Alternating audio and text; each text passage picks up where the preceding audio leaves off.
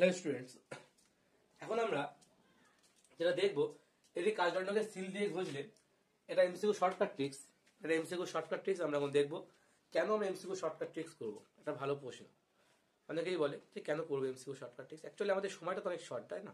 আমাদের পরীক্ষার কিছুদিন পরে সেপ্টেম্বরে পরীক্ষা, তো আমাদের সময়টা প্রচুর কম। কতক্ষণ? 1 ঘন্টা 15 মিনিট নেবে, 1 ঘন্টা 15 মিনিট।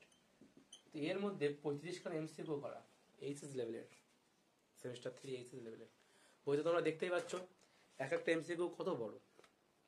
এমসিকিউ ঠিক না, তোমাদের মনে হচ্ছে 5 নম্বরের হলে ভালোই হতো কোশ্চেনগুলো, তোমাদের তো সেই কোশ্চেনে সলভ করতে হবে।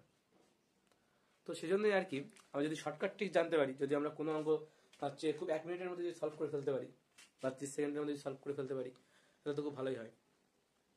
25খানা সলভ করার পরে আরও সময় থেকে যাবে তখন। তার জন্য আমাদের এই শর্টকাট ট্রিক্স প্রতিদিন একটা করে আপলোড করার চেষ্টা করছি। তো দেখো কিভাবে করবে। দেখো যেটা করতে হবে এখানে, বলছে একটা কাজদণ্ডকে সিল দিয়ে ঘষলে কাজদণ্ডটির মধ্যে এত কুলম্ব আধান লাভ করে। এক্ষেত্রে ড্যাশ পরিমাণ ভরের সঞ্চালন হয়, অর্থাৎ ভরের কি পরিমাণ ভরের সঞ্চালন হবে সেটা আমাদের বের করতে হবে। এর শর্টকাট ট্রিক্সটা খুব ইন্টারেস্টিং। কি করতে হবে আমাদের এখানে? আমাদের এই ভরের সঞ্চালন বা সঞ্চালিত ভর, এটা যদি বের করি আমরা, সঞ্চালিত ভর যদি আমরা বের করি, সূত্রটা হচ্ছে আমার যে সংখ্যাটা দেওয়া থাকবে তাকে যদি আমি এন বলি, তার সঙ্গে গুণ করতে হবে আমার কত? 5.6 ইন্টু 10 টু দি পাওয়ার -12 এত। এটা আমাদের গুণ করতে হবে সবসময়ের জন্য। এটা কনস্ট্যান্ট, এটা সবসময়ের জন্য কনস্ট্যান্ট থাকবে। তার সঙ্গে আমার এন এর জায়গায় কোন মানটা বসবে? এই মানটা সবসময়ের জন্য। এইবার এন এর জায়গায় যদি আমরা বসাই 3.2 ইন্টু কত হবে?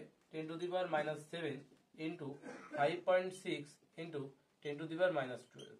এই মানটা যদি আমরা বসাই তাহলে আমরা দেখতে পাচ্ছি সবসময় এটা কেজিতে অ্যান্সার আসবে, এটা কেজিতে উত্তর হবে।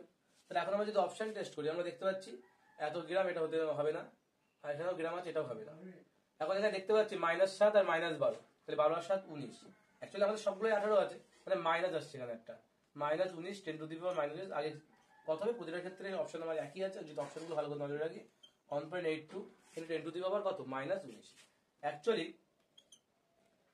এখানে 10 টু দি পাওয়ার 19 হবে না, আমাদের অ্যাকচুয়ালি 18 অপশন আছে, 18তেই উত্তর আসবে, কিন্তু এখানে আমার যেটা দেখার দরকার সেটা হলো মাইনাস আছে কিনা। হ্যাঁ, মাইনাস আসছে, মানে আমাদের এটা হচ্ছে অ্যান্সার হবে, এটা হচ্ছে অ্যান্সার হবে। তো আমাদের কি দেখতে হবে? অ্যাকচুয়ালি আমাদের দেখতে হবে যে আমাদের এখানে মাইনাস নেই এটার মধ্যে, আর এই অপশনটার মধ্যে মাইনাস আছে, এর মধ্যে কোনটা আমাদের উত্তর হতে পারে। এর মধ্যে মাইনাস আছে, আমাদের উত্তরে মাইনাস আসছে, মানে এটা হচ্ছে উত্তর হবে নিঃসন্দেহে।